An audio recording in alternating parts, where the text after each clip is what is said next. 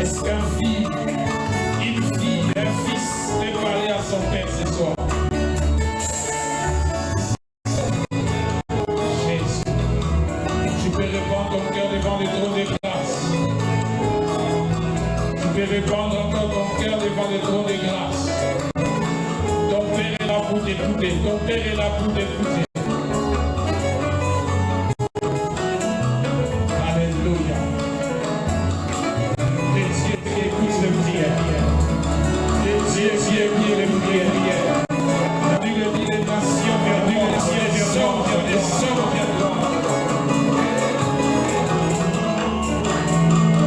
Il est ici ce soir.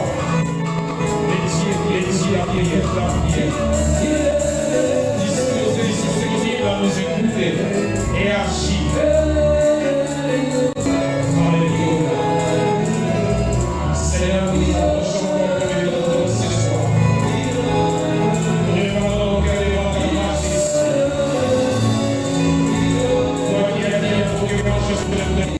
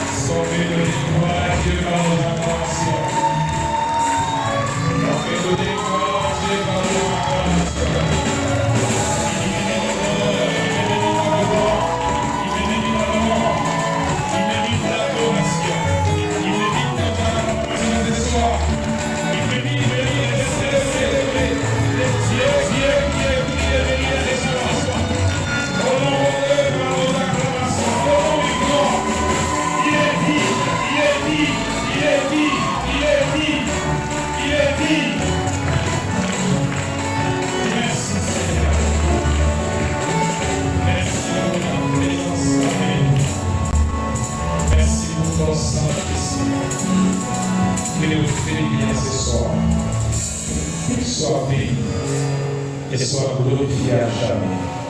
Au nom de Jésus. Amen. Amen. Amen. Amen. Est-ce qu'il y a des vivants dans cette salle? Gloire au Seigneur. Que le nom du Seigneur soit béni pour cette grâce et cette faveur qui nous fait ce soir d'être encore dans sa présence pendant ce programme de prière où le Seigneur est en train de nous faire du bien. Il est en train de nous bénir. Nous croyons qu'après ce programme, il y aura des témoignages et des témoignages. Parce qu'il est celui qui écoute les prières et qui les exauce. Amen. Gloire à Dieu. Nous réitérons le remerciement à Dieu qui nous a rendu grâce d'être là encore ce soir pour vous parler de sa part, et aussi à son serviteur, le pasteur Raoul, qui continue à nous faire confiance pour que nous soyons de ceux qui bénissent le peuple ce soir. Amen. Gloire à Dieu. Hier, nous avions considéré trois textes qui font le socle de notre partage. Matthieu, chacun 15 à 13. Et Matthieu chapitre 13, verset 24 à 30. Et Jean chapitre 4, verset 5. Pour ceux qui nous rejoignent ce soir, c'est que par là, ce sont trois textes qui ont fait le socle notre partage. Dans Matthieu chapitre 15, verset 1 à 13, la Bible dit ceci. Alors les pharisiens et les scribes virent de Jérusalem auprès de Jésus et dirent, pourquoi tes disciples transgressent cette tradition des anciens, ils ne lavent pas les mains quand ils prennent les repas et leur répondit, et vous, pourquoi transgressez-vous commandement au profit de la tradition? Car Dieu a dit, on ton père et la mère, et celui qui maudira son père ou sa mère sera mis les morts. Mais vous dites, celui qui dira à son père ou à sa mère, c'est donc j'aurais pu, car si c'était l'étude au fond de Dieu, n'est pas tenu d'honneur plutôt son père ou sa mère. Vous annulez ainsi la parole de Dieu au profit de votre tradition. Hypocrite, Isaïe a bien dit, Isaïe a bien profité vous. Il a dit, c'est peu mon nom élève, mais son cœur est éloigné de moi. C'est en vain qu'il m'honore, enseignant des préceptes qui sont des commandements d'hommes. Et a appelé à lui la foule, il lui dit, écoutez et comprenez, ce n'est pas ce qui entre dans la bouche qui suit l'homme, mais ce qui sort de la bouche, c'est ce qui suit l'homme. Alors ses disciples s'approchèrent de lui et lui dirent, sais-tu que les pharisiens ont été scandalisés par les paroles qu'ils ont entendues de toi?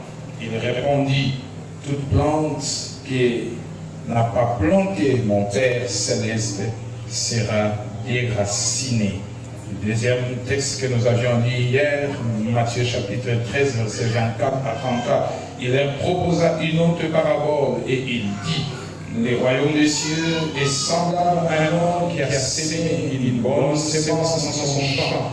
Mais pendant que les gens dormaient, son ennemi vint, séma et livré parmi les blés et s'en alla. Alors, lorsque l'herbe y poussait et donnait du fruit, livré Paris aussi, les serviteurs du maître de la maison virent lui dire, Seigneur, n'as-tu pas sémé une bonne sémence dans ton champ?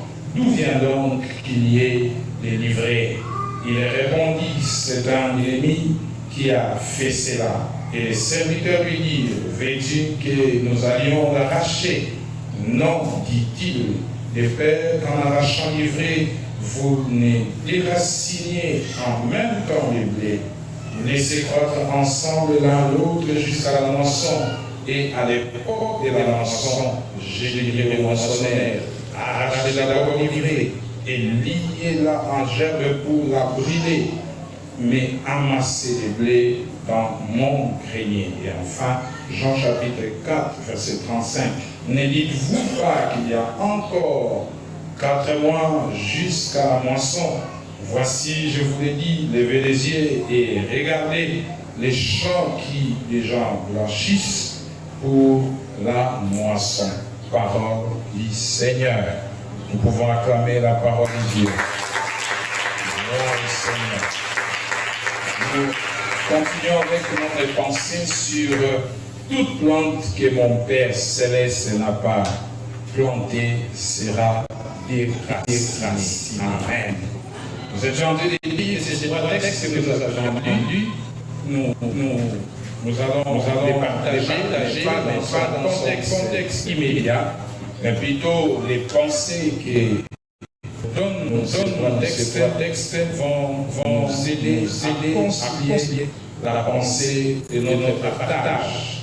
Dans le premier texte, nous avons vu comment Jésus-Christ, dans son entretien avec les pharisiens et les scribes, qui, dans l'habitude, ou comme ils en avaient coutume, de prouver Jésus par leur comportement, parfois de poser plusieurs questions pour voir quelle sera sa réaction ou comment il réagirait par rapport à leur comportement. Et là, il lui posait la question au sujet de ses disciples qui pouvaient manger sans se laver les mains. Et Jésus leur rétorque la parole pour les remettre sur le chemin, Parce que quand il posait la question à Jésus, la Bible dit que Jésus lisait déjà dans leurs pensées, sachant pourquoi il lui posait toutes ces questions.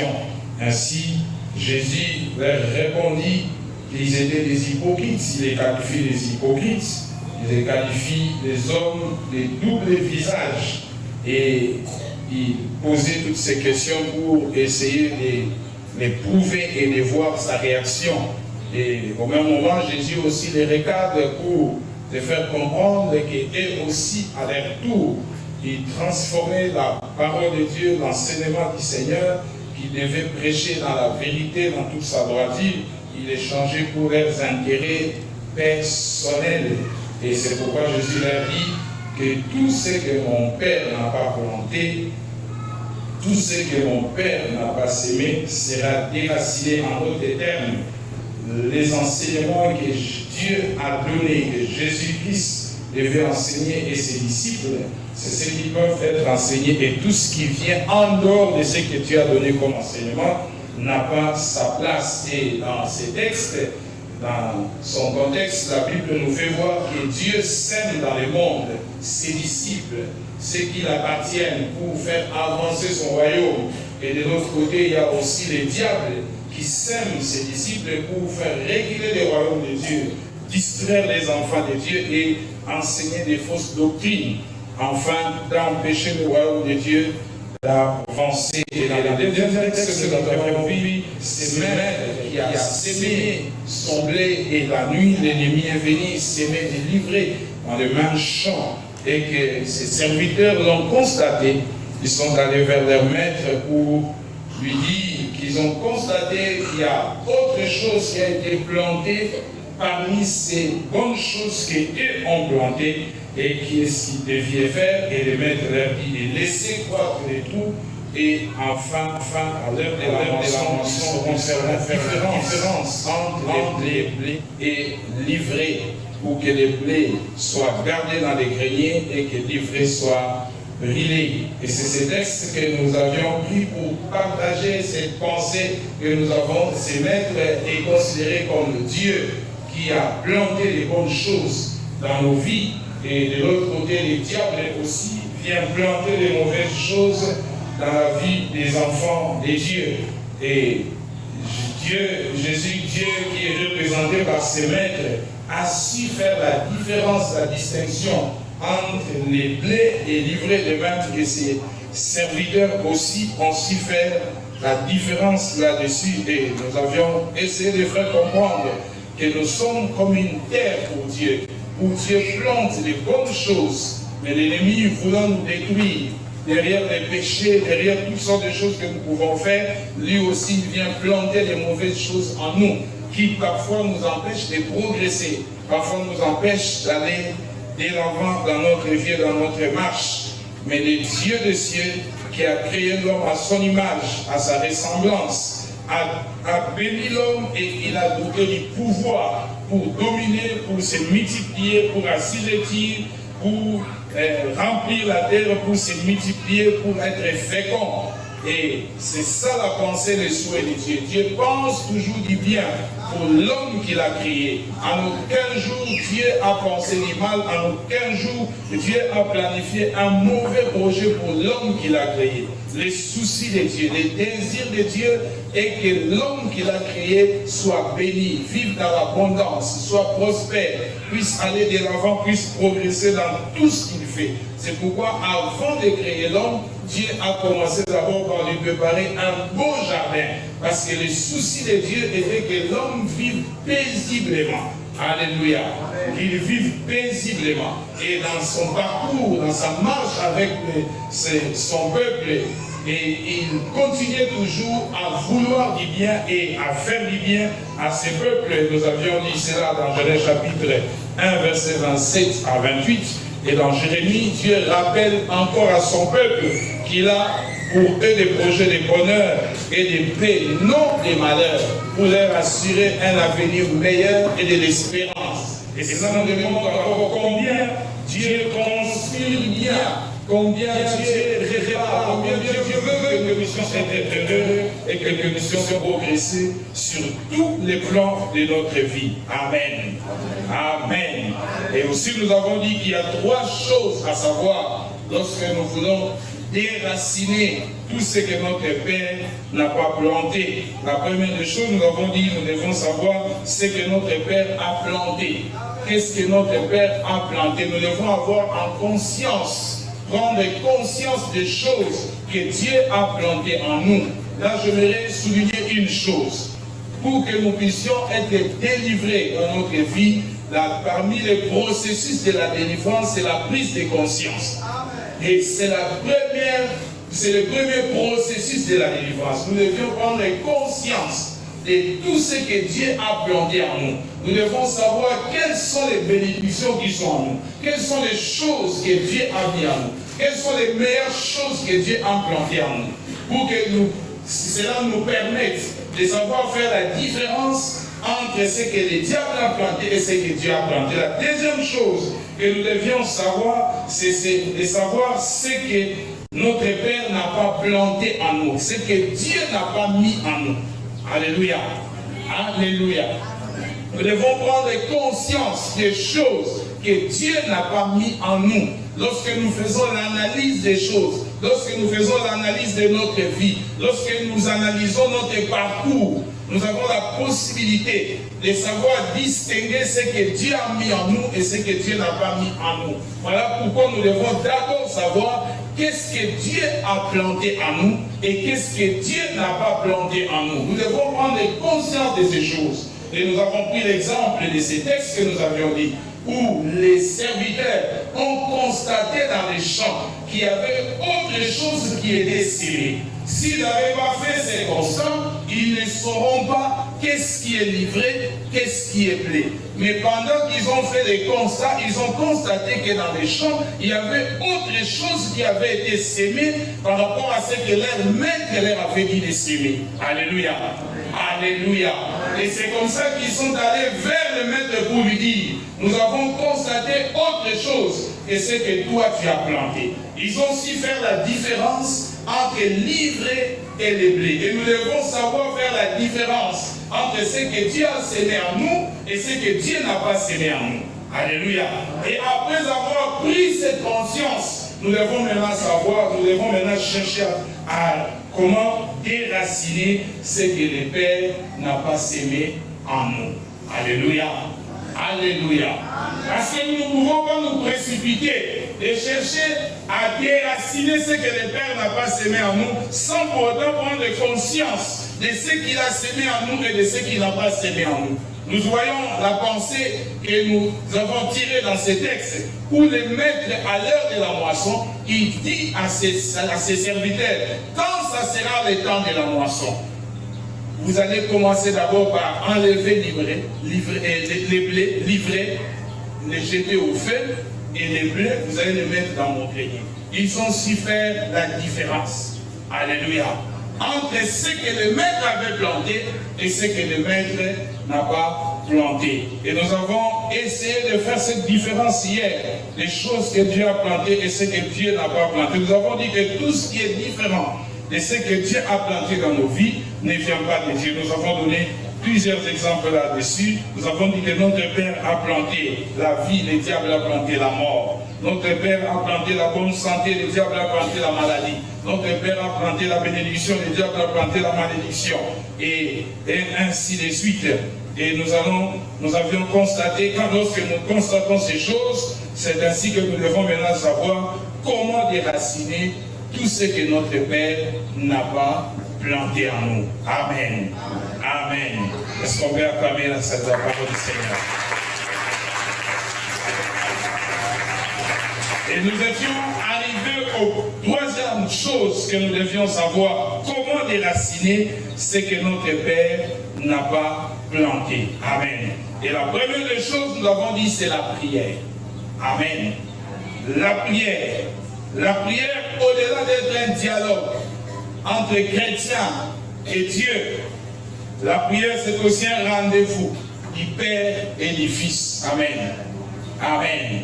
Et l'apôtre Jacques, donne une recommandation dans Jacques chapitre 5, verset 15. Il dit, quelqu'un parmi vous est-il dans la souffrance, qu'il prie. Amen. Et lorsque nous constatons que dans notre vie, il y a des choses que notre Père n'a pas plantées, des choses qui viennent du diable, ces choses font parmi des choses qui nous font souffrir, qui nous font pleurer, qui nous mettent mal à l'aise, qui nous rendent malheureux. Et lorsque nous constatons ces choses, nous devons entrer dans la recommandation de Jacques, c'est de prier. Alléluia. Jacques dit, si quelqu'un parmi vous est dans la souffrance, qu'il prie. Amen. Qu'il prie. Et Ephésiens chapitre 6, verset 18 dit, faites en tout temps, par l'Esprit, toutes sortes de prières et de supplications.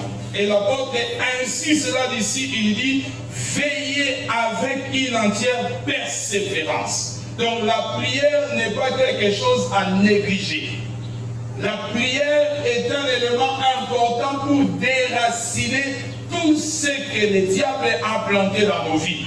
Tout ce que le Père n'a pas planté dans nos vies. Nous avons l'exemple de Jaébé dans 1 Chronique chapitre 4, versets 9 à 10, où Jaébé a constaté dans sa vie des choses qui ne viennent pas de Dieu. Il a été conçu dans la souffrance. Et il est né avec cette pensée de souffrance qui animait sa maman. Et tout son parcours, il n'était que souffrance et souffrance. Et quand elle a constaté que ce n'était pas la vie que Dieu voulait pour lui, et que c'était quelque chose d'anormal par rapport à un enfant de Dieu, par rapport à une créature de Dieu, Jaébé s'est levé pour chercher Dieu. Alléluia. Pour chercher à déraciner tout ce que Dieu n'avait pas planté à lui. Dans 1 Chronique chapitre 4, versets 9 à 10, la Bible dit, Jaébé était plus considéré que ses frères. Sa mère lui donna le nom de Jaébé en disant, c'est parce que je l'ai enfanté avec douleur. Mais écoutez ce que le verset dit. Jaébé invoqua les dieux d'Israël en disant, il a souligné 4 choses importantes. 1. Si tu me bénis et que tu étends mes limites, si tu me bénis et que tu étends mes limites, je prie mon Dieu ce soir qu'il puisse étendre tes limites. Et que tu ailles au-delà de ce que tu vis aujourd'hui. Que tu ailles au-delà de ce qui se passe dans ta vie. Il dit, si tu me bénis et que tu étends mes limites. Deuxième chose, si ta main est avec moi. Troisième chose, si tu me préserves du malheur. Quatrième chose, en sorte que je ne sois plus dans la souffrance. Alléluia. Son souci est de sortir de la souffrance. Parce qu'il a constaté la souffrance dans sa vie. Il a compris que ce ne sont pas des choses que Dieu veut pour lui. Il y a des choses qu'aussi nous constatons et nous réalisons que ça ne vient pas de Dieu. Et nous devons nous lever dans la prière pour changer l'histoire de notre vie. Et la prière a la possibilité de changer le cours de l'histoire d'une personne qui prie. La prière a la possibilité de t'introduire dans les hautes sphères. La prière a la possibilité de t'élever là où le monde ne peut pas t'élever. La prière a la possibilité de changer le cours de ton histoire. La Bible dit enfin, et Dieu accorda ce qu'il avait demandé. Je prie mon Dieu que pendant ces temps de prière, que Dieu t'accorde tout ce que tu vas demander. Ces 2 semaines de prière dans sa présence ne passent pas inutile. Que Dieu t'accorde tout ce que tu lui as demandé. Parole de vie nous dit ceci. Dans le verset 10 de 1 Chronique 4, il dit, Jaébé a prononcé cette prière. Dieu d'Israël, donne-moi ta bénédiction. Alléluia. Ici c'est encore plus clair. Il dit, Dieu d'Israël, donne-moi ta bénédiction. Deuxième chose, augmente mes terres. Alléluia. Troisième chose, étends sur moi ta main protectrice. Quatrième chose, éloigne de moi le malheur et la souffrance. Alléluia. Alléluia. Donne-moi ta bénédiction. Augmente mes terres. Étends sur moi ta main protectrice. Éloigne de moi le malheur et la souffrance. Et enfin, la Bible dit, Dieu donnant à Jaïré ce que celui-ci lui a demandé. Alléluia. Alléluia. Jaïré demande la bénédiction de Dieu. Il demande à ce que Dieu augmente ses terres. Il demande à ce que Dieu puisse étendre sa main protectrice, qu'il soit sous la protection de Dieu. Que Dieu éloigne le malheur et la souffrance. Et le Dieu qui écoute les prières a exaucé à sa prière. Il lui a donné ce qu'il avait demandé. J'ai tourné mes regards encore dans la version sévère. Écoutez ce que Sévère dit. J'avais invoqué le Dieu d'Israël en disant, si tu me bénis réellement, et si tu agrandis mon territoire, aïe, aïe, aïe. Je prie que Dieu puisse faire grandir ton territoire. Alléluia. Il continue en disant, si tu es avec moi, si tu éloignes de moi les malheurs pour m'épargner la souffrance. Et le Dieu lui accorda ce qu'il avait demandé. Alléluia. Alléluia. Jaïré demande à ce que Dieu puisse faire agrandir son territoire. Et que Dieu lui bénisse réellement. Et je termine avec Français courant, qui dit encore mieux. Il dit, Jaïré prononçant cette prière, Dieu d'Israël, accorde-moi la bénédiction. Augmente mes possessions. Alléluia. Augmente mes possessions. Étends sur moi ta main protectrice. Éloigne de moi les malheurs et la souffrance. Amen. Augmente mes possessions. Ce que je possède déjà, mais que Dieu tu puisses l'augmenter. Alléluia. Je prie que si tu avais 10, que Dieu te donne 20. Je prie que si tu avais 50, que Dieu te donne 100. Je prie que si tu avais 100, que Dieu te donne 200. Si tu avais une parcelle, que Dieu te donne 3 parcelles. Et Dieu t'amène au-delà. Je prie que si tu avais un salaire de $100, que Dieu te donne $1000. Que Dieu puisse étendre toutes les limites de ta vie. Sur le plan territoire, sur le plan financier, sur le plan de la santé. Il est le Dieu qui écoute les prières. Et il va t'exaucer. Il va t'exaucer. Il y a encore une autre personne dans la Bible qui a cherché aussi Dieu pour déraciner tout ce que Dieu n'a pas planté dans sa vie. La Bible dit, en Israël, il n'y aura ni femme stérile, ni femme qui avorte. Mais Anne se retrouve stérile, fils de Dieu, enfant d'Israël. Cette promesse ne peut pas s'attacher à ma vie. Ça vient de Satan, ça vient du diable. Parce que Dieu a dit, nous, ses enfants, nous ne serons pas stériles, nous ne serons pas avortés. Alléluia. Comment je peux être stérile? Même si mon mari m'aime, même s'il me donne tout, mais la promesse que Dieu a faite doit s'accomplir dans ma vie. Je dois déraciner tout ce qui est du diable. La Bible dit, Anne monta à Silo. Elle va chercher l'Éternel. 1 Samuel chapitre 1, verset 9 à 11. La Bible dit, Anne s'éleva auprès qu'Élie mangeait et but à Silo. Les sacrificateurs Élie étaient assis sur un siège, près de l'un des poteaux du temple de l'Éternel. Écoutez ce que la Bible dit. Et l'amertume dans l'âme, elle pria l'Éternel, et les visages elle versa des pleurs.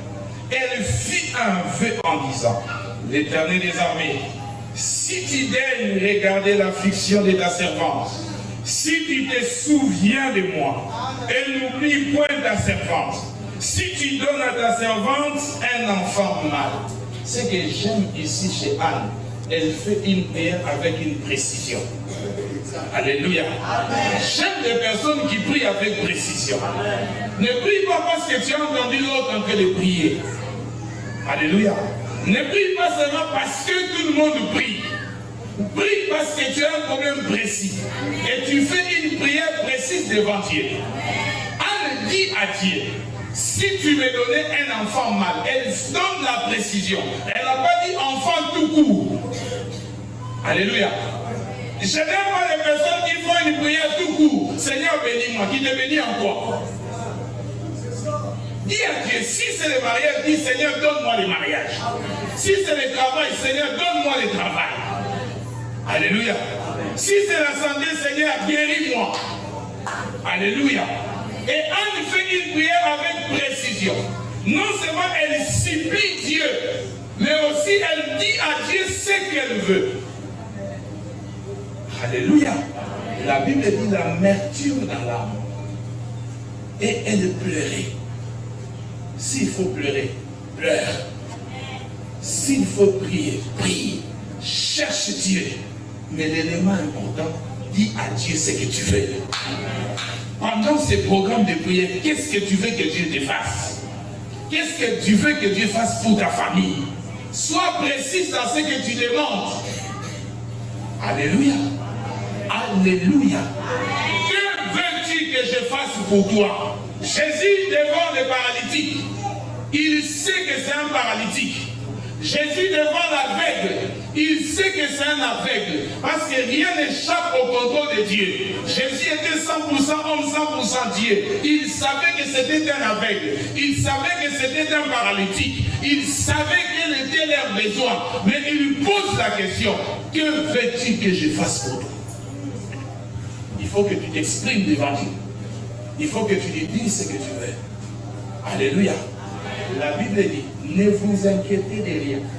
En toutes choses, faites connaître vos besoins par des prières, des supplications et des actions de grâce. Mais avant qu'on dise par des prières, la Bible dit, faites connaître vos besoins. Quel est ton besoin ce soir? Qu'est-ce que tu veux que Dieu fasse dans ta vie?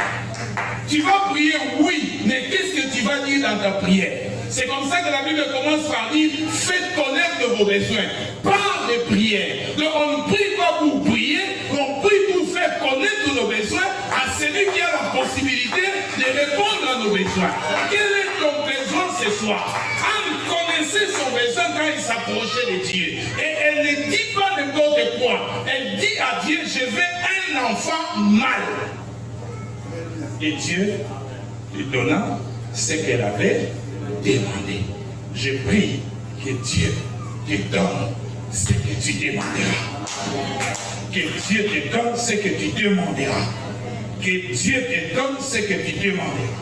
Troisième personne qui a voulu aussi déraciner, c'est que Dieu n'a pas planté dans sa vie. Il s'agit de Jacob.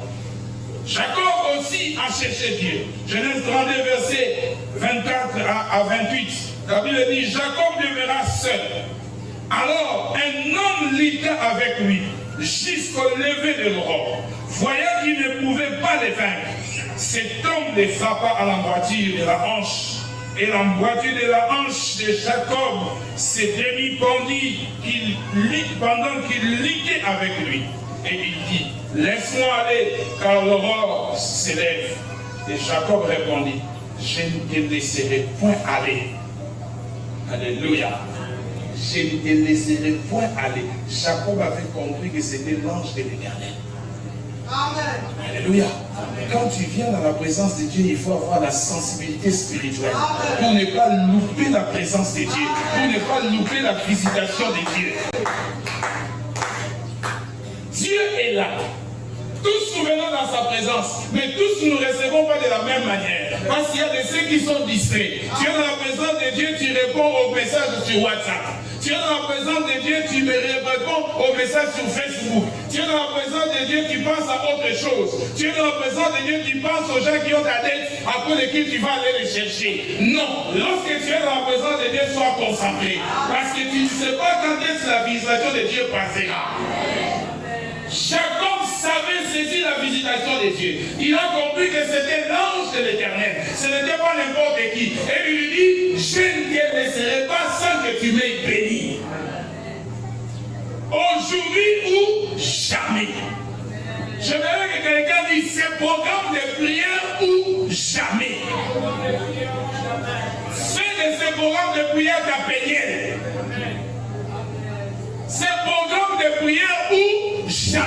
Ma vie doit changer. Ma famille doit changer. Mon travail doit changer. Ma santé doit changer. C'était ça la détermination de Jacob. Il avait une vie pas normale. Et il comprit que cette présence de Dieu doit changer ma vie, alors je ne les laisserai pas partir s'ils ne changent pas ma vie. Frère, sœur, ce programme n'est pas venu en vain. C'est la visitation de Dieu. Saisis ce programme. Saisis ce programme. Ce programme où jamais je déracinerai tout ce que Dieu n'a pas planté dans ma vie. Je déracinerai tout ce que Dieu n'a pas planté dans ma famille. Où jamais, Seigneur, je ne te laisserai pas partir sans que tu m'aies béni. Aie la sensibilité spirituelle pour saisir le temps de la visitation de Dieu. Il y a des moments où Dieu passe pour faire du bien. Quand tu es distrait, tu rates. Parfois, ce n'est pas seulement pendant la prédication. Parfois, ce n'est pas seulement pendant les moments de prière. Parfois, ce n'est pas seulement pendant les moments d'adoration. Dieu est le maître des temps et des circonstances. Il choisit lui-même quand est-ce qu'il peut passer, quand est-ce qu'il peut visiter. Mais celui qui est sensible fait saisir le temps de Dieu. Et ce programme de prière, c'est un programme de Dieu où Dieu s'est disposé à visiter ceux qui vont les chercher, ceux qui vont être déterminés, ceux qui vont les chercher de tout leur cœur et ceux qui vont s'accrocher à lui comme Jacob pour lui dire, c'est programme ou jamais. C'est programme ou jamais. Je n'entrerai pas en 2025 comme j'étais en 2024. Je ne te laisserai pas Dieu sans que tu m'aies béni.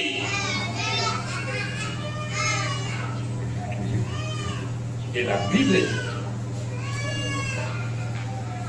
l'ange lui dit, c'est qui ton nom? Mon nom c'est Jacob. Et à partir d'aujourd'hui, ton nom ne sera plus Jacob. Ton nom sera Israël. Je prie mon Dieu ce soir que la maladie se change en guérison. Que la pauvreté se change en bénédiction. Que la stérilité se change en fertilité. Que Dieu change le nom de la situation que tu traverses. Que Dieu change le nom des circonstances que tu traverses. Parce que tu l'as cherché. Parce que tu l'as cherché.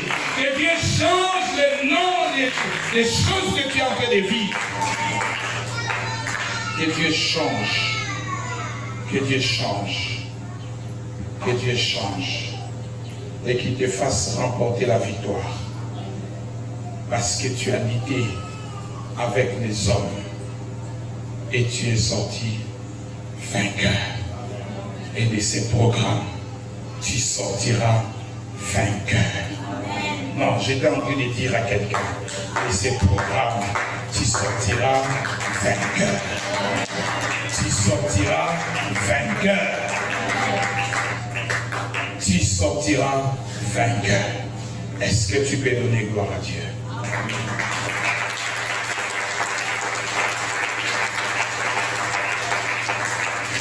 Deuxième chose, pour déraciner tout ce que notre Père n'a pas sémé, c'est la parole.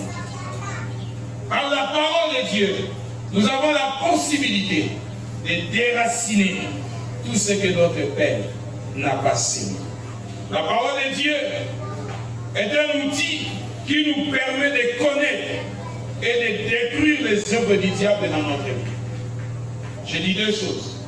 Elle nous permet de connaître et de détruire les œuvres du diable dans notre vie. Ce que notre Père n'a pas sémé en nous, ce sont les œuvres du diable. Et c'est au travers de la parole de Dieu que nous serons distingués. Alléluia. Parce que lorsqu'on n'a pas la connaissance, lorsqu'on est ignorant, on est fragile devant les diables. Alléluia. Jésus avait la connaissance. Il s'en est servi de la parole de Dieu pour faire face au diable et le vaincre. Quand on n'a pas la connaissance de Dieu, lorsqu'on n'a pas la connaissance de la parole de Dieu, lorsqu'on est ignorant, on est fragile devant les diables. Et regardez comment le diable s'est joué avec Adam et Ève dans le jardin d'Éden. De la parole que Dieu leur a donnée. Il a juste malayé cette parole, manœuvré dans la même parole. n'ayant pas la conscience de faire asseoir leurs pensées dans ce que Dieu a dit, ils ont pu prêter leur attention à écouter ce que le diable disait. Et ils sont tombés. Mais par contre, Jésus a la connaissance de la parole de Dieu. Il comprit que ce que le diable dit est contraire à ce que la parole de Dieu dit.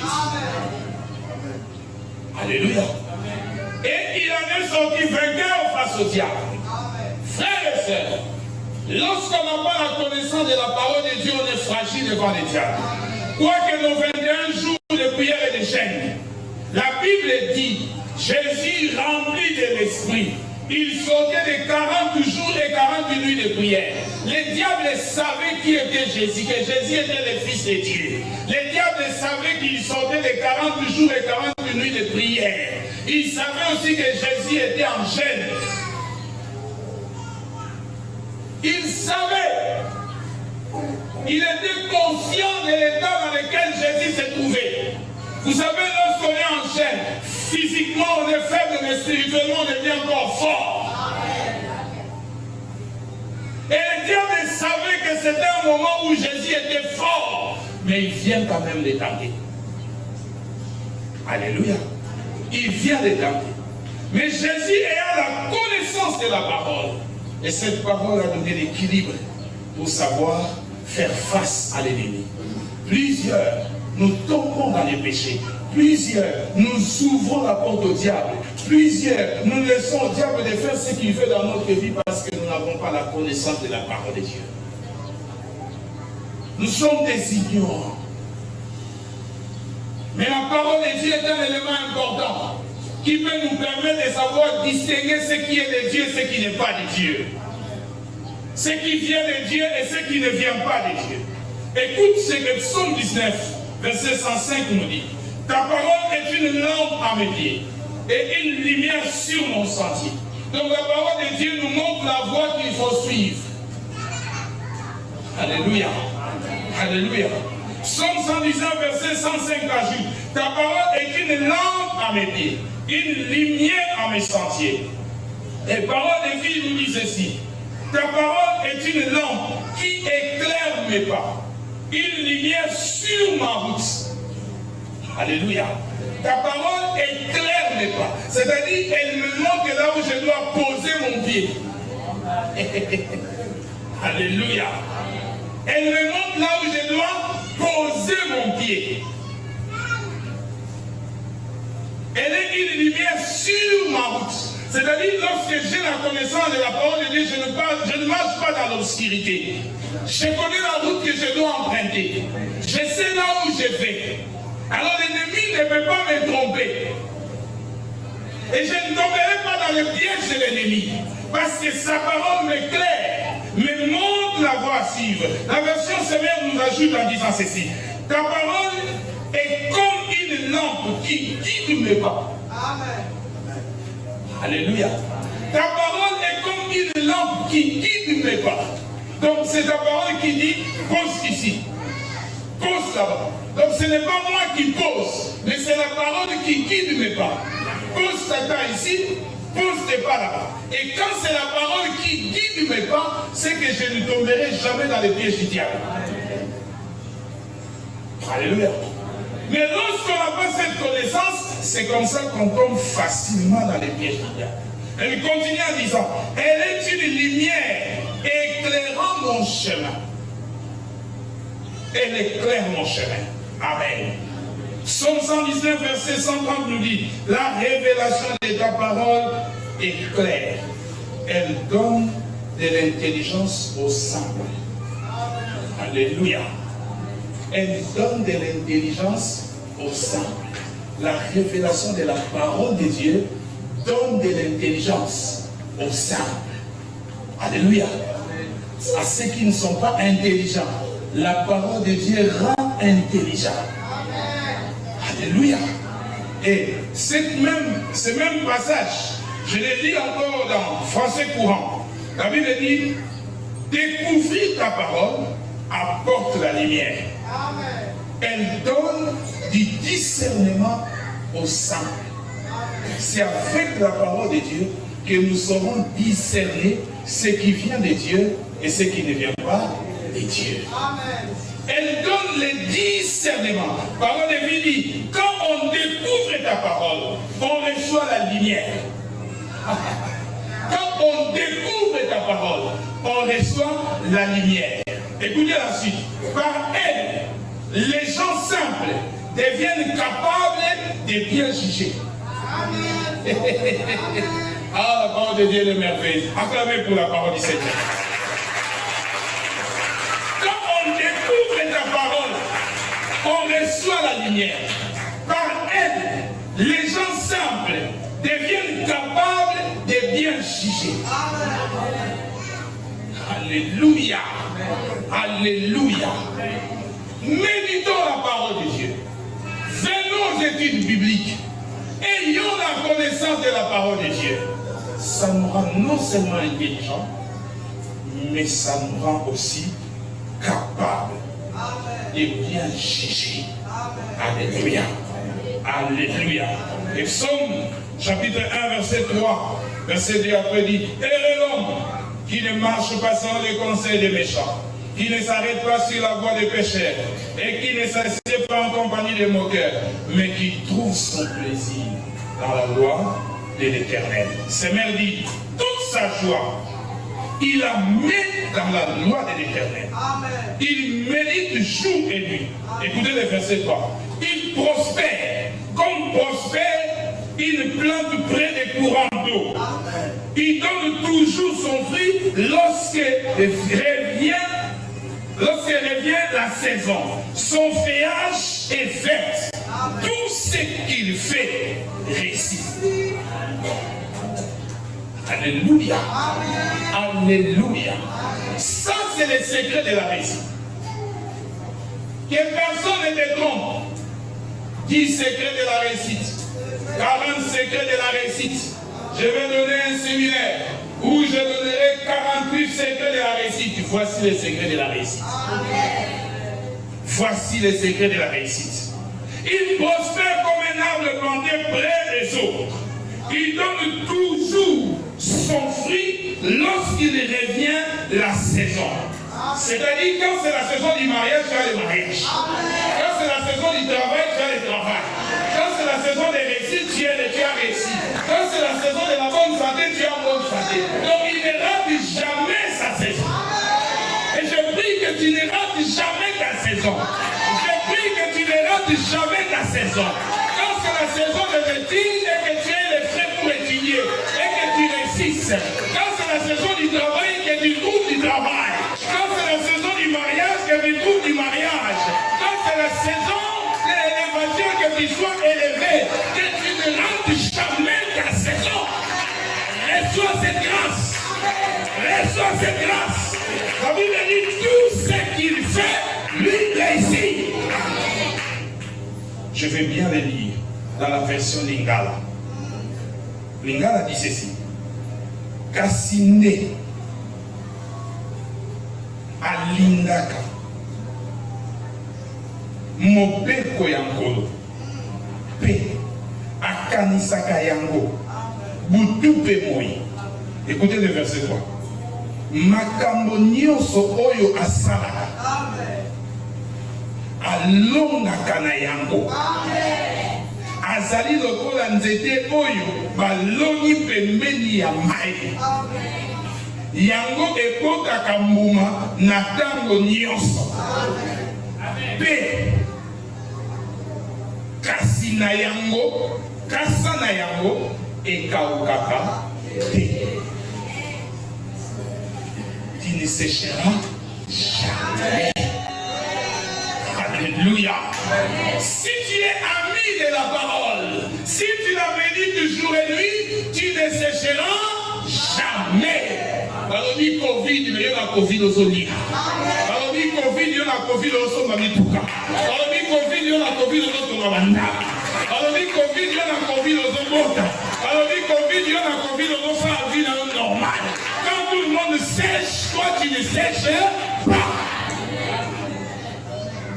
Je parle de Covid, je me souviens encore. Pendant le temps de la Covid, nous avions des voisins derrière nous, des fumeurs des chambres. Quand on a dit que les cultes s'arrêtent, ma fille était derrière, on avait une porte derrière la cuisine. Elle a entendu ces gens-là en train de critiquer le pasteur. Il dit, le pasteur va faire une zara, va envoyer au Kabakani l'église, on va vivre un moment offrande. Ma fille a entendu ça. Elle est devenue triste, elle est entrée à la maison triste. Sa mère lui pose, pourquoi tu es triste? Elle dit, j'ai entendu les gens dire que nous allons mourir de faim parce qu'on a fermé les églises, les pasteurs n'auront plus d'argent. Ma femme a ri seulement. Elle est venue me raconter l'histoire. Je vous dis, je n'ai jamais été béni comme j'ai été béni pendant 7 ans de la Covid. Je n'ai jamais été béni. Même des personnes qui ne priaient pas dans notre église. Parce que pour aller vers notre église, il y a un marché. Le pasteur va vous connaître, il y a un marché. On traverse une route là qui traverse les marchés. Pendant que je passais avec mon véhicule, les gens qui vendent m'appelaient. Pasteur, Sagaloso, pasteur Sikre, qui ne prie pas dans mon église. Donc je rentre avec mon coffre plein d'histoires. Aussi aux églises, parce que là, il faut aller un peu lentement parce qu'il y a un peu d'embouteillage là et tout ça. Il y a un parking de taxis là. Oh, pasteur, aussi aux églises qui n'ont pas de sur les qui. Soit Sikre, qui est là-bas. Parce que je n'ai jamais été béni comme j'étais béni pendant 7 ans de Covid. Le Dieu des cieux, c'est béni ce qu'il appartient. On ne séchera jamais. Lorsqu'on aime la parole de Dieu et qu'on sert la parole de Dieu et qu'on obéit à cette parole, on ne séchera jamais. Je prie que tu ne sèches jamais. Et la sécheresse ne soit pas dans l'eau. Et la sécheresse ne soit pas ton partage.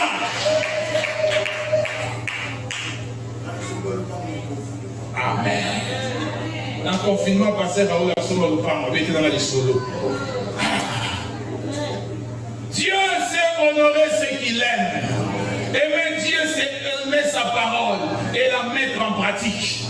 On est comme les arbres plantés près des courants d'eau qui donnent des fruits à sa saison. La Bible dit à sa saison. C'est-à-dire qu'il ne rate jamais la saison. Je prie que tu ne rates jamais la saison. Que tu ne rates jamais la saison.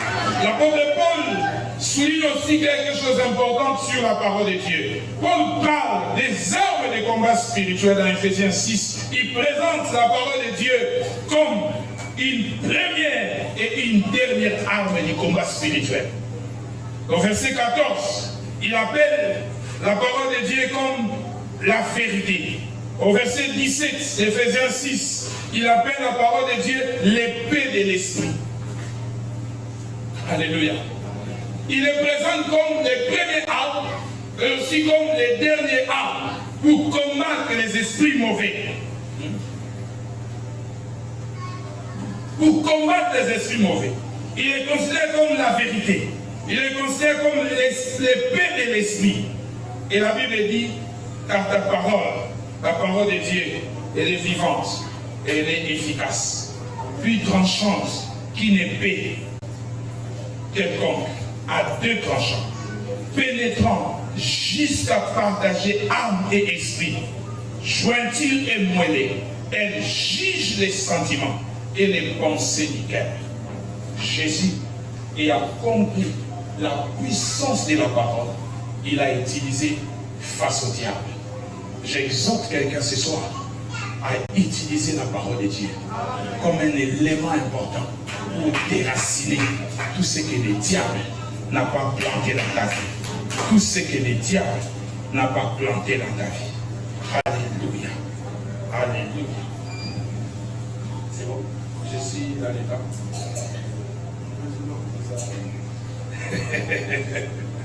Alléluia. Alléluia. Jésus a compris combien la parole de Dieu était puissante. Il a utilisé cela pour se défendre face à l'ennemi. J'exhorte quelqu'un ce soir à utiliser la parole de Dieu. Médite-la jour et nuit. Lorsque tu as la connaissance de la parole de Dieu, tu sauras distinguer ce que Dieu a planté dans ta vie et ce que Dieu n'a pas planté dans ta vie. Et au-delà de cette distinction, tu auras le pouvoir de te démarquer. Tu auras le pouvoir de savoir te positionner comme Jésus l'a fait face au diable. Alléluia. Est-ce qu'on peut s'élever pour prier? On peut s'élever pour prier. Gloire au Seigneur. Lève-toi, lève-toi, lève-toi, lève-toi, nous allons prier. Lève-toi, nous allons prier. Lève-toi, nous allons prier. Nous allons prier. Nous allons prier. Alléluia. Alléluia. Tu vas prier d'abord pour ces deux choses que nous avons partagées. La prière et la parole. Tu vas dire à Dieu de faire naître en toi la soif de la prière. La soif de la prière. Que tu fasses ce soir comme Jaïmé. Que tu fasses ce soir comme Arne. Que tu fasses ce soir comme Jacob. Que tu cherches Dieu comme jamais. Que tu saisisses la visitation divine comme jamais. Que tu saisisses cette occasion comme jamais. Que tu dises à Dieu qu'il fasse naître en toi la soif de la parole. La soif de la parole. Que tu trouves ton plaisir dans la parole de Dieu. Que tu trouves ton plaisir dans la parole de Dieu. Et cette parole va t'éclairer. Cette parole va te montrer la voie à suivre. Cette parole va t'aider à faire face à l'ennemi. Est-ce que quelqu'un peut lever sa voix et prier le Seigneur?